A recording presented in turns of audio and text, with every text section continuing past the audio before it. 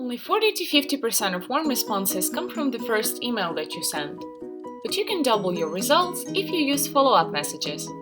Your follow-up emails are meant to do two things. 1. Show more benefits of your product or services. And 2. Remind the prospect of your offering.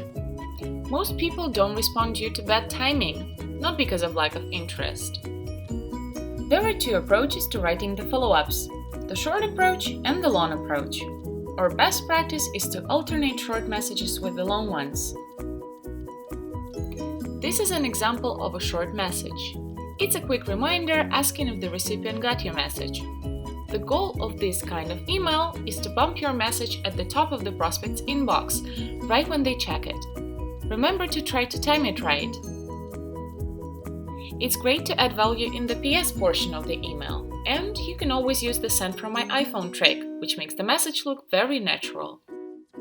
Next is an example of the long approach. This is where you're providing much more information. It's a great chance to show some numbers or give proof as to what results can be achieved thanks to your solution. Don't be afraid to share some reviews, case studies, or explain additional benefits of your product. The names of well-known brands that are already your customers will also help, so don't be afraid to include those as well. You can also send the same message in several variants to test what works best. And after you've collected enough data to conclude which variant brings better results, deactivate the variant with a weaker performance. Remember to only test one thing at a time. For example, only timing or only subject line. In order to build more engaging and effective campaigns, we also suggest using tasks in your sequence in addition to the automated email outreach.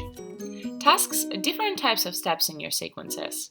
When you add a new step in your campaign, you can decide if you'd like to send an email, make a phone call to your prospect, connect with them on LinkedIn, or create any other custom action.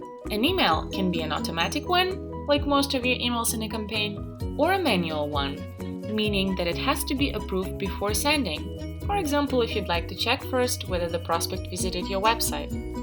We'll talk more about tasks in another video of ours, so stay tuned and check out our YouTube playlist. The last email in the initial sequence is the breakup email, which is a way of presenting your final offer. This is a place to give your final shot, and then cease the communication with the prospect, at least for a little while. After 3 to 4 weeks, you can begin a recycling campaign. Whether a prospect responds or not depends heavily on the timing. This person might be busy, have too much on their plate, or just doesn't feel the need at the moment.